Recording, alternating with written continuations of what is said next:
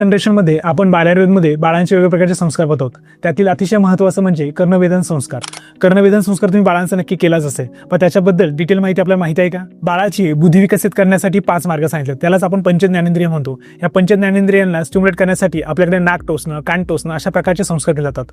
यालाच आयुर्वेद संहितामध्ये किंवा आपल्या धर्मसंस्कारामध्ये याला कर्णवेधन संस्कार म्हटलेला आहे. आयुर्वेदातील काश्यप संहितेमध्ये कर्णवेधनाचा एक अध्याय सांगून ठेवला आहे. याच्यामध्ये कर्णवेधन कसं करावं, त्याचं देवकृत छिद्रामधून कसं होल पाडावं या पद्धतीने सांगितलेलं आहे. हा कर्णवेधन संस्कार करताना त्याचे कोणती काळजी घ्यावी, त्याच्यामध्ये कशी प्रिकॉशन्स घ्यावे आणि काही कॉम्प्लिकेशन झाले तर त्याच्यावर उपचार काय करावे हे सुद्धा या ग्रंथामध्ये सांगून ठेवलेलं आहे. तुम्हाला जर तुमच्या बाळाचा कर्णवेधन संस्कार करायचा असेल, जर मुलगा असेल तर त्याचा पहिले उजवा कान टोचायचा आणि मुलगी असेल तर त्याचा डावा कान टोचायचा. हा कर्णवेधन संस्कार करताना बाळाच्या 6व्या, 7व्या, 8व्या महिन्यामध्ये हा कर्णवेधन संस्कार तुम्ही करू शकतात. या महिन्यामध्ये शुक्ल पक्षामध्ये चांगला तिथी नक्षत्र बघून आणि बाळाच्या जन्माच्या तिथीला केलं गेलं तर बाळाच्या कर्णवेधन संस्कारासाठी फायदा होऊ शकतो. हे कर्णवेधन संस्कार करताना तुम्ही अनुभवी तज्ञाकडूनच बाळाचे कान टोचून घेतले पाहिजेत.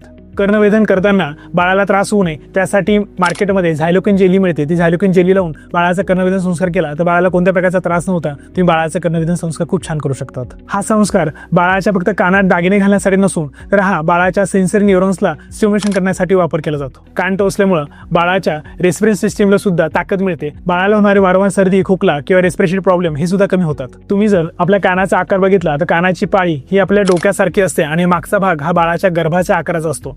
ज्यावेळेस तुम्ही कानाच्या पाळीला टोचतात त्यावेळेस बाळाच्या सगळ्या न्यूरॉन्सला तुम्ही ताकद देत असतात आणि त्याला एक प्रकारचं ॲक्युपंक्चर करत असतात. त्या ॲक्युपंक्चर केल्याने बाळाची बुद्धी तीक्ष्ण होते आणि बाळ हुशार होतं. अशा प्रकारे बाळाची हेल्थ सांभाळून बाळाचा कर्णवेधन संस्कार केला गेला आणि योग्य पद्धतीने समजून कर्णवेधन संस्कार केला गेला तर बाळाची प्रतिकारक्षमता, इम्युनायझेशन हे खूप सुंदर पद्धतीने वाढू शकतं. अशा प्रकारे बाळाचं प्रोटेक्शन करणारे या संस्काराबद्दल तुम्हाला माहिती हवी असेल तर कॉमेंटमध्ये लिहा कर्णवेधन संस्कार.